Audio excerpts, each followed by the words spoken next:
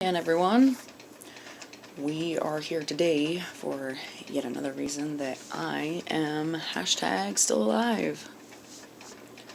Number 30, in fact, which means that if we ratio that to my age, that's one person per year that I've existed.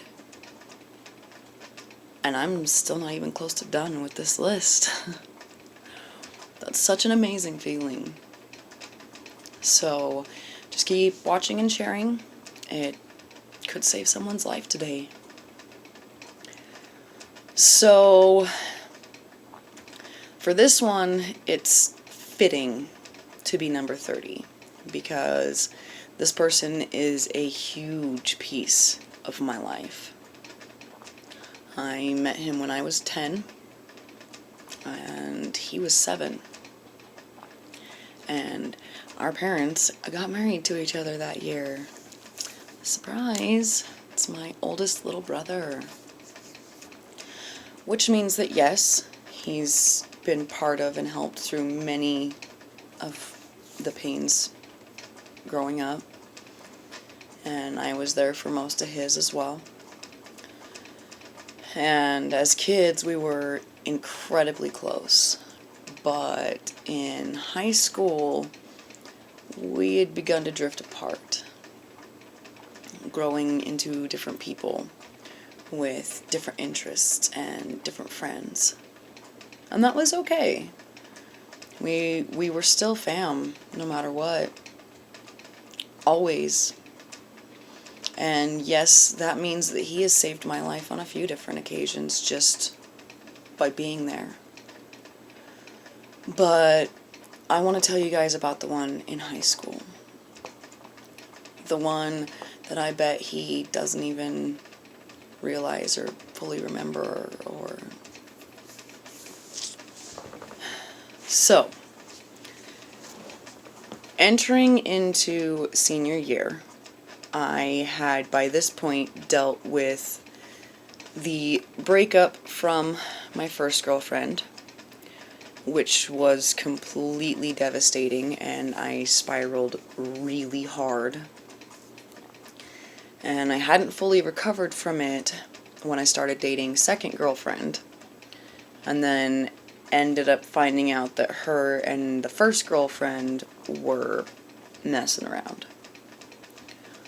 And by now, I had slacked off so hard on my grades that I was looking at maybe not even being able to finish school. I had also by then quit my job as well, because when my grades began to slide and my parents knew it wasn't drugs, they encouraged me to go ahead and quit work because they thought I was pushing too hard and just let me focus on school. And by then, my self-harm had escalated to a point that others had started to notice it, which only made everything worse. So, by the fall of my senior year, I was deep down in one of the darkest depressions that I can recall having gone through in my life. That was the first time in my life that I can remember that feeling of just, you're surrounded by people, but you just feel so incredibly alone.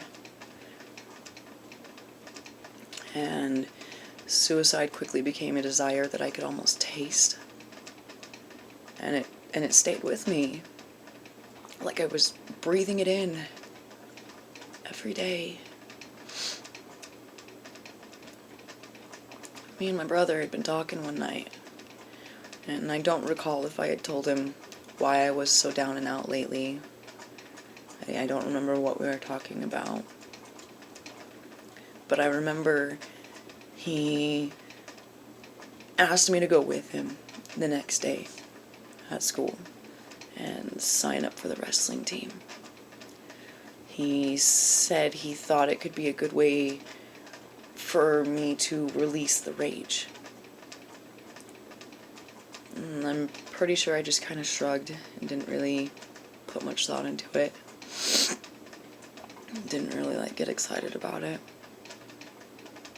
And the next day, he actually came and found me during lunch and grabbed my hand, my arm, and dragged me to the mat room to sign up.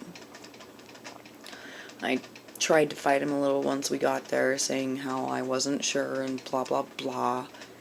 And he just looked at me and said, just try it.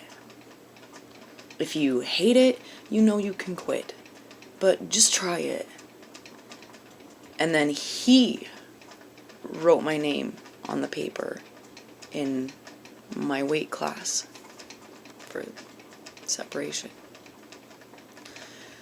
Some of the other boys just kind of giggled, but nobody argued or said anything rude. And the following week, we began practice. Twice a day. Once at 6 a.m. before school, and once again directly after school.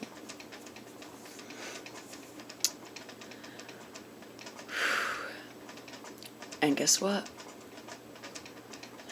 Little brother was right. I fucking loved it. And I was decently good for being untrained in anything about wrestling. I couldn't beat many of the other boys, but I put up a good fight every time. And none of them ever, not once did any of these other boys, they didn't shun me for being there or make fun of me. I even remember one day, the state champ from the previous year was sparring with me. And this boy was fucking huge. At least 3 times my size, and it was all toned muscle. And I was genuinely quite scared. But this boy, he didn't just fucking destroy me like he could have. Instead, he slowed down and began to instruct me on a few different pointers here and there. And he even let me throw him once, just to show me that I could, how I could. And it was the most fantastic thing ever. And it was exactly what I did need in order to harness my rage and my sadness. These guys trained hard as fuck. We went so hard every day. Unfortunately, I didn't end up getting to stay in it very long because I had messed up my grades so badly in the previous semester, and so they wouldn't let me keep participating. But I did love it while it lasted, and I would have kept going. But that's my fault. But this video is for you, Rai. Episode 30 is all yours, my brother.